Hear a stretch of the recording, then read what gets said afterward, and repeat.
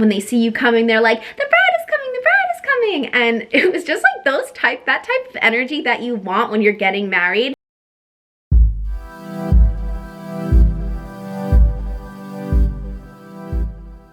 Hey guys, what's up? Welcome back to another episode of my life. Well, another episode in the wedding series on my YouTube channel. And let me tell you, I have been knee-deep in wedding planning. I haven't even been engaged for a month and a lot has been done. So I am capturing everything for you guys. So definitely subscribe and stay tuned for more wedding content outside of this episode, and give me a big thumbs up if you want more of it, because I am happy to show you guys. This episode is all about venues. I am going to talk more about the venue that we actually chose and the date that we picked later on this video, but I kind of wanted to talk about actually the venue touring process because a lot goes into it, and I want to educate anyone else who is in the same exact position that I was a few weeks ago, trying to find the best venue that is budget friendly. I do have a very expensive taste and style, as my fiance would say, but I am always trying to find the best deals in the best locations. So let's just get right into it. About a week after Alec and I got engaged, we toured 2 different venues. And the reason why we only toured 2 of them is because actually a little bit before we got engaged, because we knew it was happening relatively soon, we just started reaching out to a few venues to get a couple of different prices, to gauge price ranges in different areas out on Long Island, because that is where we wanted to get married. And let me tell you, I reached out to over 20 venues to get price ranges for the time period that we wanted to get married. The time period we were trying to get married in is summer of 2022, so either June, July, or August. And with that, it falls into peak season. Venues do have different peak seasons. The majority of them all have the same on-peak and off-peak seasons. Obviously, if it's on-peak, which is the time period I want to get married in, it is more expensive. And if you want to do it in the off-peak seasons, which are generally around December, January, and February, when it's a little bit on the colder side here in New York, those are considered off-peak because not a lot of people want to get married when it's so frigid out. So that's why it's cheaper. So most venues will come back to you with either a chart, and this chart will show you the exact month time frames in the rows, and then in the columns it'll show you what the prices would be from either like a Monday through Thursday, Friday, Saturday, and a Sunday. So as you guessed it, Saturdays are the most expensive days to get married, which is why I am not getting married on a Saturday. Then the next day that's typically the most expensive is Sundays or Fridays. It really depends on the venue if it's either more expensive on a Sunday or a Friday, but they typically range around the same price points, give or take around $10. And when I say $10, you don't think that's enough, that is $10 per person. So if you are having a 150 people wedding and you add $10 of each of those individuals, that is $1,500 right there. And I will go into other expenses that come into that per person a little later on in the video, but as of right now, just talking about the specific days. Monday through Thursdays are typically the cheapest, with some venues not even offering Monday through Wednesdays because not a lot of people want to get married on that day. Thursdays is the next cheapest rate, and then it comes either Friday or Sunday, and then Saturday is obviously the most expensive. When I was reaching out to these venues, I obviously asked for the different price ranges for either Friday, Saturday, and Sunday, just to see if any of them could fit in my budget. Obviously, if a Saturday could fit in my budget, I would love to do a Saturday. But unfortunately, that wasn't the case. Going from there, I outright said I just want to see the price per day in either peak or off peak, just because you want to get a general sense of how much things will cost. And if you find a venue that you truly, truly love, maybe you are willing to have it on an off-season day, to have it at the place that you really, really dream of. So there's obviously a lot of different nuances when it comes to trying to pick a venue date. When you are reaching out to venues and trying to get a general price range, I would definitely ask for all of the information you can get. Going from there, besides just reaching out to get a price per person, you need to be careful. They will tell you a price per person, but they are not telling you is that that does not include the tax, the tips or the fee. Yes, there is a general maintenance fee that you have to add per person on top of the general price per person that they give you. So it is very ambiguous when you reach out to a venue and they give you a price per person, because they are not accounting for fees, tax, and tip that you will have to pay for. So with fees, they can generally range between 15% to 25% per person on top of the given price that they originally sent you. Then you need to add the tax rate for your state onto that price. And then typically people spend between $3 to $5 on top of that price per person.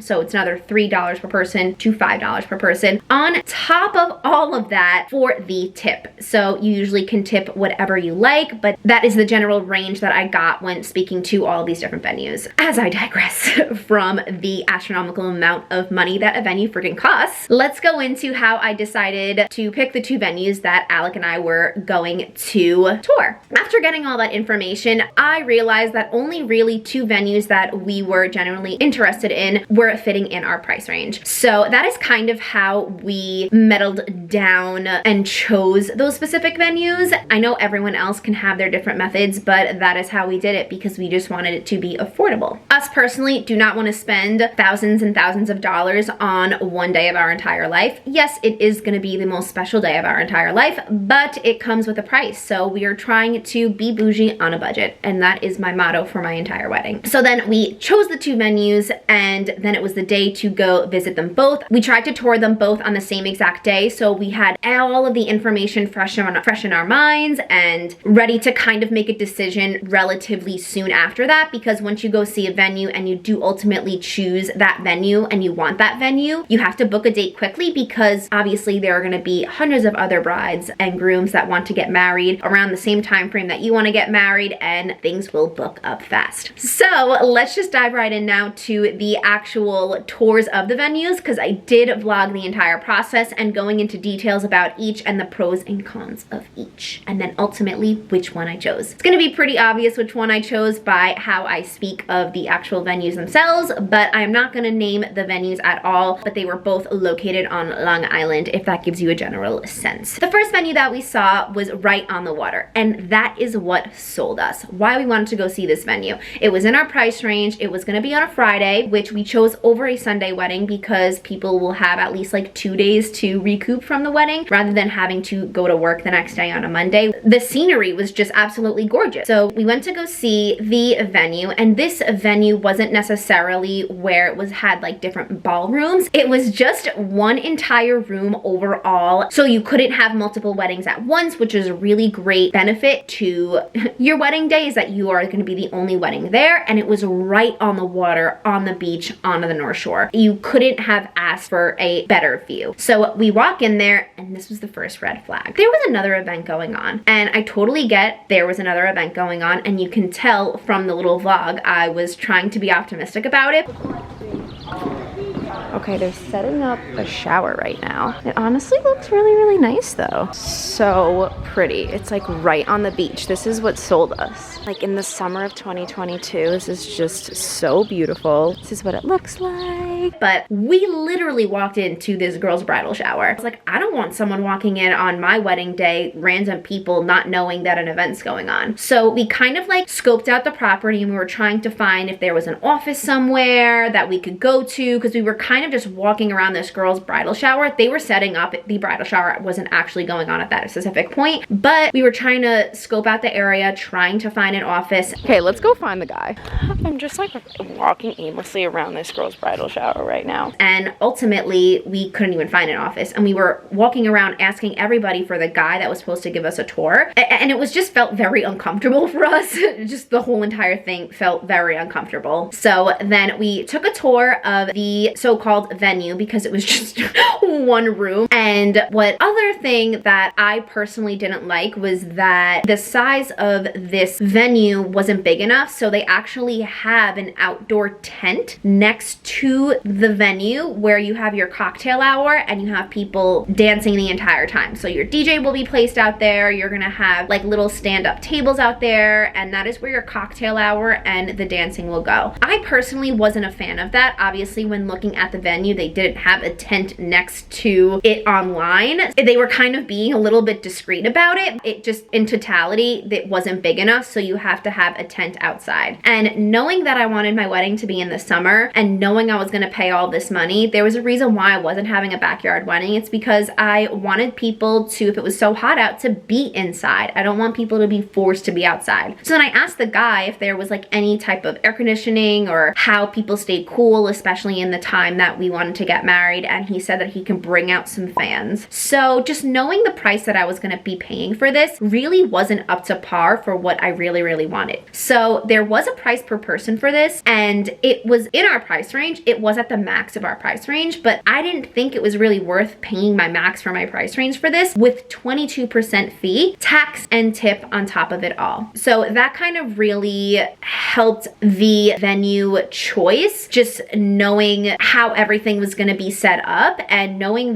some of the trials and tribulations that my guest would have had at my wedding, like being sweating outside with nothing to really keep them cool and being forced to be danced outside. So that was a really big no-no for me. Then what really concluded my entire decision about this venue was that the guy really didn't give his individual attention to either Alec or myself. He wasn't really the nicest, I want to get to know you, I want to feel your vibe type of guy. His attention was very diverted, and if there are two people who are here willing to give you business and you're not really paying 100% attention to them and just kind of touring them around with not being so enthused about the way that they want to feel, you don't even know how they're going to act on your actual wedding day. So that really was kind of like the tip of the iceberg, cherry on top of me ultimately saying that I don't think this is the place that we should have our wedding. Honestly, loved the view, and it was really disheartening just having all of those other factors come into play, because I thought going in I was going to love this place, and I came out feeling very disheartened and disappointed. So yeah, that was the first venue that we looked at on Long Island. I came out being a little worried, being like, what if I don't like the next venue? What are we gonna do? So then here comes venue number 2. This one is out on Long Island as well, and this one was actually on the cheaper end of my budget with only a 15% fee, which is 7% less than the venue we saw prior, plus tax, plus tip. Really is what sold us originally was just the price of the venue, and we were like, hey, let's just go see it. So we walk in. This type of venue obviously has different ballrooms, has different rooms for cocktail hours. It was just like more 100% our vibe and just the type of scenery that we wanted on our wedding day. One of the cons though of this is that on the wedding day you would have multiple weddings going on at once, but you do have an entire floor reserved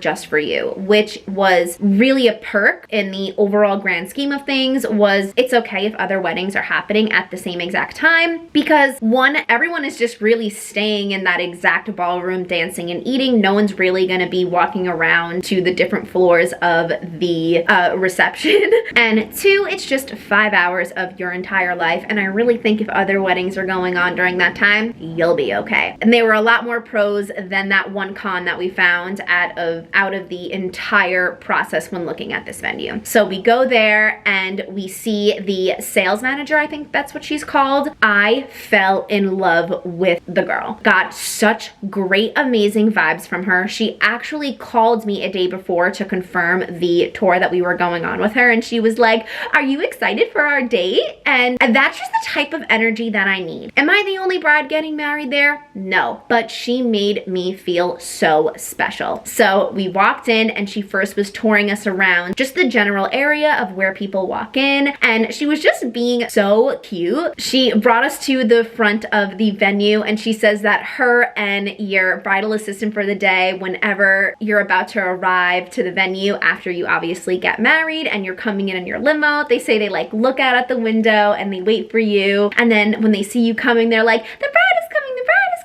wedding. And it was just like that type of energy that you want when you're getting married. So that was the first thing that I just fell in love with when I walked into the venue, was the person that was trying to sell me the place. So there were a lot of different rooms that we can choose from, but every room has different minimums and maximums for the amount of individuals that you can have. So the first room that we toured, the max that it could hold was 150 people. So you can have anywhere between 100 to 150 people hold in that room, but if you go over that 150 mark, you have to go into another room that holds max 160. In all honesty, those two rooms looked exactly the same, but they just hold a different amount of people. So with those two rooms, whichever one that you chose, they would both be having the cocktail hour in the same room. Not like you're sharing your cocktail hour with another bride. So you walked into the cocktail hour room and it just was such like a good wedding venue feel, cocktail hour type of scenery that you wanted and what you're kind of expecting at a basic wedding. So we looked at those two rooms, we looked at the cocktail hour room, and we were like, oh my gosh, yes, we are sold. We went in saying we were probably going to have around 150 to 160 people.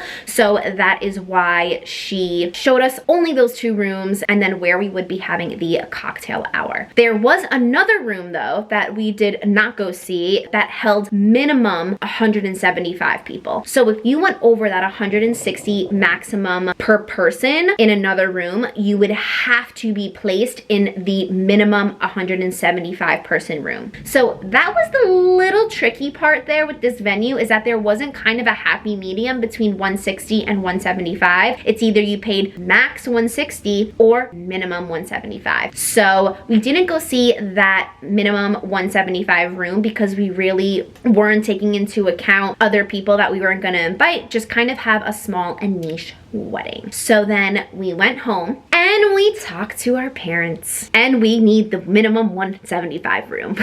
With that being said, overall, since the price per person was so much lower than the first venue that we were seeing, it really was okay that we were going to stretch to the minimum 175 room, because we ultimately, I think we're going to pay either the same price or less than the first venue that we saw, even though we have to minimally pay for 175. And this also kind of gave us a little greater leeway to add a few more people that we necessarily weren't thinking of inviting in the first place, because now we kind of are trying to fill that 175 mark. So ultimately, we actually fell in love with the penthouse. I mean, obviously, who wouldn't? It's bigger, it's beautiful. The cocktail hour section is different than the other two rooms. So let's go tour that right now. First of all, for the cocktail hour, it is an indoor and outdoor cocktail hour. And if it is raining, the indoor section gets extended, so there is a bigger indoor area for your cocktail hour and the outdoor area would be closed. But if it is a beautiful day out, there is half outdoor and then half indoor. All of the food is placed inside, but there are a bunch of table and chairs outside, and is just ultimately so beautiful and exactly what Alec and I were looking for. Then when you go upstairs after the cocktail hour is over, the guests have to walk up these beautiful 2 flights of stairs. Obviously, there is an elevator if you want to use one, but the view is just absolutely gorgeous inside. And then you go into the penthouse area. And what I loved about this penthouse room is that first there was this little outdoor patio that people can go outside during your wedding if they wanted to take pictures, to get some fresh air. And it wasn't like you were secluded in one room this entire time. There was a little outdoor area where people can go outside when it's a beautiful summer day. Hopefully weather is on my side that day. And then when you walked in, there was a total wraparound bar with 2 bartenders, and the room was obviously much bigger since it holds minimum 175 people up to 250. The bride and groom sit all the way in the back of the room, but it faces the entire reception floor, and you are able to see every single guest no matter matter where the table and chairs are placed. So we toured the penthouse, fell in love, and ultimately decided that we're going to choose that venue as the place where we are going to get married. We are so excited. So then exactly a week after we went to go tour the venue, we went and put the deposit down. We actually put the deposit down the same day we toured the penthouse because we really wanted to solidify the date and make sure that that was reserved for us. So we chose a date. We are getting married. We are super excited, so ecstatic, and we just really hope that all of our guests have such fabulous and fun time. Happy that I found a budget-friendly venue. I know it's extremely difficult, and brides, trust me, you will find the place that is right for you. It will come along. It took me over 20 searches to find a few venues in my price range that I genuinely would consider to have my wedding, and fell into my lap. So just do the research, do the work, and you will find the best place and best fit for you and your fiance. So yeah, that kind of wraps it up for my whole touring venues on Long Island, and I hope you guys enjoyed it, and I will see you guys in my next wedding episode. Bye!